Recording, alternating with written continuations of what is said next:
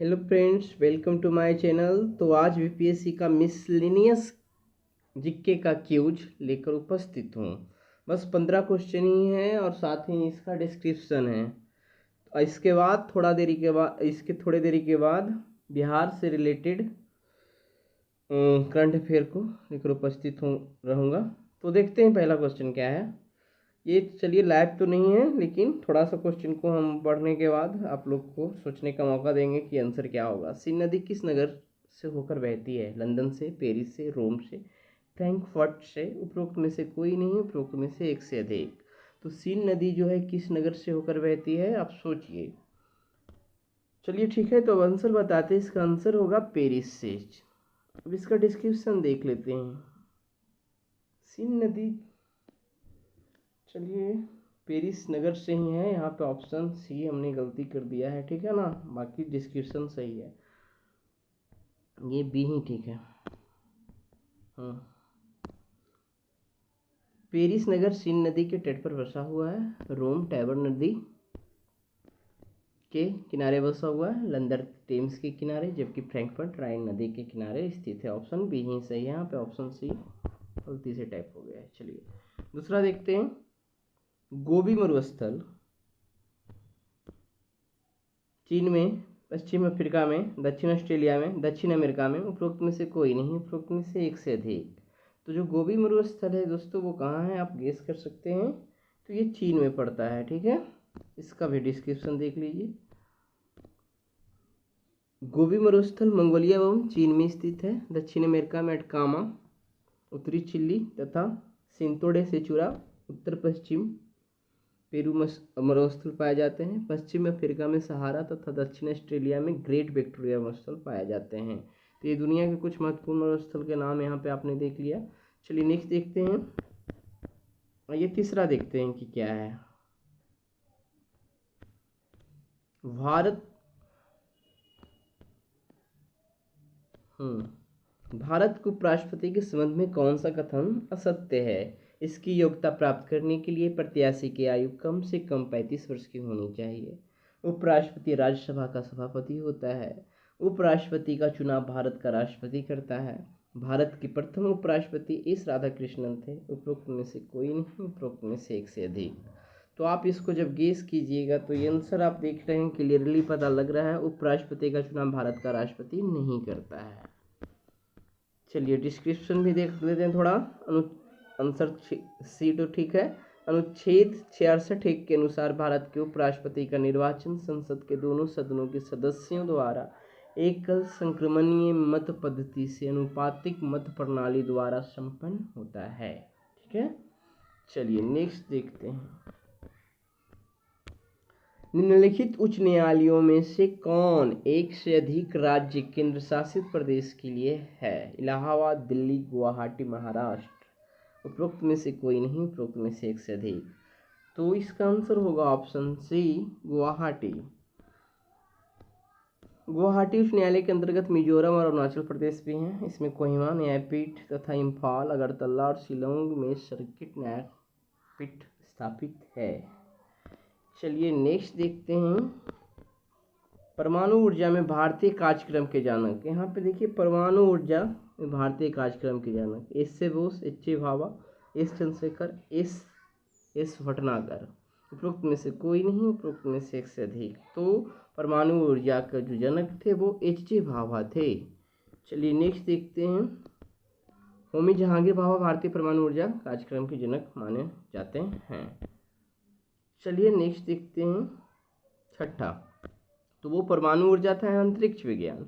अंतरिक्ष विज्ञान पर अनुसंधान और विकास का श्रेय जाता है एस एस भटनागर को, बी साराभाई को, रिचर्ड अर्नस्ट को, सी वी रमन को, या उपरोक्त में से कोई नहीं, उपरोक्त में से एक से अधिक। तो ये विक्रम साराभाई को अंतरिक्ष विज्ञान अनुसंधान और विकास का श्रेय जाता है। तो देखिए, विक्रम साराभाई ने भारत के अंतरिक्ष विज्ञान पर अनुसंधान तथा विकास के लिए अथक परिश्रम किया। सी वी रमन प्रभाव के लिए नोबेल पुरस्कार प्रदान किया।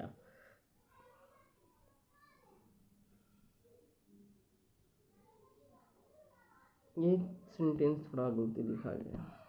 चलिए आते हैं 7वां। वैज्ञानिक अल्बर्ट आइंस्टीन प्रसिद्ध हैं हाइड्रोजन की परमाणुक संरचना की व्याख्या के लिए, प्रकाश विद्युत प्रभाव के लिए, प्रथम नाभिकीय रिएक्टर बनाने के लिए, न्यूट्रॉनों के अस्तित्व की भविष्यवाणी के लिए। तो वैज्ञानिक अल्बर्ट आइंस्टीन मेनली प्रसिद्ध हैं प्रकाश विद्युत प्रभाव के लिए। आइए ऑप्शन इसका आंसर बी का है। तो डिस्क्रिप्शन देखिए, आइंस्टीन ने 1905 में प्लैंक के क्वांट सिद्धांत के आधार पर प्रकाश विद्युत प्रभाव की घटना की सफल व्याख्या की, जिसके लिए उन्हें नोबेल पुरस्कार दिया गया। आइए देखते हैं नेक्स्ट क्वेश्चन क्या है। 800 से 600 ईसा पूर्व का काल किस युग से जुड़ा हुआ? ब्राह्मण युग से, रामायण युग से, सूत्र युग से, महाभारत युग से। उपरोक्त में से कोई नहीं, उपरोक्त में से एक से अधिक। तो 800 से 600 ईसा पूर्व का काल जो है ये जुड़ा हुआ है दोस्तों ऑप्शन से सूत्र युग से। ठीक है, तो इसका डिस्क्रिप्शन तो ज़्यादा कुछ है नहीं। 800 से 600 ईस्वी पूर्व का काल अथवा धर्मशास्त्रों के युग माना जाता है। चलिए नेक्स्ट देखते हैं 9वां नंबर क्या है। भारत में मोहम्मद गौरी ने किसको प्रथम मक्ता प्रदान किया था? ताजुद्दीन अल्दुज, कुतुबुद्दीन ऐबक, शमसुद्दीन इल्तुतमिश, नसरुद्दीन ख्वाजा। उपरोक्त में से कोई नहीं, उपरोक्त में से एक से अधिक। तो भारत में मोहम्मद गौरी ने किसको प्रथम मक्ता प्रदान किया था? तो ये आंसर आपका हो जाएगा कुतुबुद्दीन ऐबक, ऑप्शन बी। मोहम्मद गौरी ने कुतुबुद्दीन ऐबक को सर्वप्रथम 1206 ईस्वी में मक्ता प्रदान किया था। ऐबक ने गुलाम वंश की स्थापना की। चलिए 10वां देखते हैं। किस सुल्तान के काल में खालसा भूमि अधिक पैमाने में विकसित हुई? गयासुद्दीन बलबन, मोहम्मद बिन तुगलक, फिरोज शाह तुगलक, अलाउद्दीन खिलजी। तो खालसा भूमि का जो सबसे ज़्यादा विकास हुआ था वो अलाउद्दीन खिलजी के समय में हुआ था। अलाउद्दीन खिलजी के शासनकाल 1296 से 1316 में खालसा भूमि अधिक पैमाने पर विकसित हुई। ऐसा राजस्व सुधारों के दृष्टिकोण से किया गया। चलिए देखते हैं अभी 11 नंबर क्वेश्चन क्या है। सरंजामी प्रथा किससे संबंधित थी? मराठा भू राजस्व प्रथा, तालुकदारी प्रथा, कुतुबशाही प्रशासन, मनसबदारी प्रथा। उपरोक्त में से कोई नहीं, उपरोक्त में से एक से अधिक। तो सरंजामी प्रथा जो है ये संबंधित था मराठा भू राजस्व प्रथा से, ऑप्शन ए। आइए इसकी व्याख्या देखते हैं। सरंजामी व्यवस्था मराठा भू राजस्व प्रथा से संबंधित है। सरंजामी भूमि मराठा वेतनदारों को उनके निर्वहन के लिए प्रदान की जाती थी। ठीक है, चलिए नेक्स्ट देखते हैं। बस 15 क्वेश्चन ही रोज रहेगा दोस्तों। महाराष्ट्र में रामोसी कृषक जत्था किसने स्थापित की थी? न्यायमूर्ति रनाडे, गोपाल कृष्ण गोखले, वासुदेव बलवंत फड़के, ज्योतिबा फुले। उपरोक्त में से कोई नहीं, उपरोक्त में से एक से अधिक। तो महाराष्ट्र में रामोसी कृषक जत्था जो था वो स्थापित किया गया था वासुदेव बलवंत फड़के के द्वारा। चलिए देखते हैं अब इसका डिस्क्रिप्शन। महाराष्ट्र में रामोसी आंदोलन वासुदेव बलवंत फड़के ने 1879 में स्थापित की थी। आइए मुंगेर का वरहिया ताल विरोध का उद्देश्य क्या था? बिहार से रिलेटेड क्वेश्चन है। बकासत भूमि, मुस्लिम किसानों का शासन शोषण बंद हो, जमींदारी प्रथा की समाप्ति, वर्ग युद्ध की शुरुआत करना। तो मुंगेर का वरहिया ताल विरोध का उद्देश्य था बकासत भूमि से संबंधित था ये। चलिए नेक्स्ट देखते हैं, इसका देख लेते हैं। वरहिया ताल विरोध का उद्देश्य बकासत भूमि की वापसी की मांग करना, ठीक है ना, ये था। तो वहाँ पे टाइपिंग छूट गया था, ठीक है ना, तो यहाँ पे आपका पूरा है, क्योंकि ऑप्शन पढ़ने के वक्त हम हिचकिचाए कि लगता छूट गया है। तो ये बकासत भूमि की मांग करना हो जाएगा। ठीक है, चलिए नेक्स्ट देखते हैं। 1930 और 1931 में बरही कांग्रेस ने सफलतापूर्वक अंग्रेजी हुकूमत को किस जिले में नाकाम कर दिया था? तो मधुबनी, भागलपुर, गया, मुंगेर।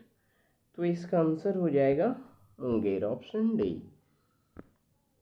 डिस्क्रिप्शन देखते हैं। 1930 और 1931 के मध्य बरही कांग्रेस ने मुंगेर जिले में सफलतापूर्वक अंग्रेजी हुकूमत को नाकाम कर दिया था। यह सबने अवज्ञा आंदोलन का एक हिस्सा था। और क्वेश्चन ये सब हमेशा पूछे जाते रहते हैं दोस्तों, ठीक है ना। चलिए देखते हैं 15वां नंबर क्वेश्चन। 1830 के दशक में पटना नगर केंद्र था सन्यासी विद्रोह का, गोदखारी विद्रोह का, मुंडा विद्रोह का, बहावी विद्रोह का। उपरोक्त में से कोई नहीं, उपरोक्त में से एक से अधिक। तो 1830 के दशक में जो पटना नगर केंद्र था वो मेनली बहावी विद्रोह का केंद्र रहा था। ठीक है। भावी विद्रोह का केंद्र 1830 के दशक में पटना शहर रहा था। तो ये आज का 15 क्वेश्चन था दोस्तों। और यहाँ पे आप मेरा एक वीडियो तो चल ही रहा है संडे को और वेडनेसडे को, वो करंट अफेयर से रिलेटेड है। तो इस बार 66वीं में लगभग 40 करंट अफेयर आया था, तो मैं 40 करंट अफेयर का सेट बना रहा हूँ। कोशिश कर रहा हूँ कि जिस प्रकार का क्वेश्चन आता है वही, उसमें आप खुद का भी सलाह दे सकते हैं। तो कल 11:30 बजे लाइव क्लास में लोगों को उपस्थित होना है, ठीक है। और ये मेरा 15 क्वेश्चन का जो मिसलेनियस है वो चलता रहेगा। आज के क्वेश्चन में सिर्फ अर्थशास्त्र से रिलेटेड क्वेश्चन नहीं थे, और मैथ क्यूज में नहीं रहेगा दोस्तों। चलिए ठीक है, वीडियो अच्छा लग रहा है इसको तो अधिक से अधिक अपने दोस्तों को शेयर कीजिए। और ये बीपीएससी का फ्री क्लास फिलहाल तो मैं एक छोटा सा कोशिश कर रहा हूँ, और इसके बहाने मैं अपना भी स्टडी कर रहा हूँ, ठीक है ना। तो ये हमारा जो प्रयास है वो जारी रहेगा। और आप लोग को यदि हमारे साथ हमारे पढ़ाई, हम तो खुद भी पढ़ाई कर रहे हैं और अपना नोट्स बनाते हैं, आपको वीडियो रिकॉर्डिंग करके दे देते हैं। और आपको यदि बेहतर लगता है तो आप इसको पढ़िए और अपने दोस्तों को शेयर कीजिए, ठीक है। साथ साथ चलते हैं सब, ठीक है। धन्यवाद।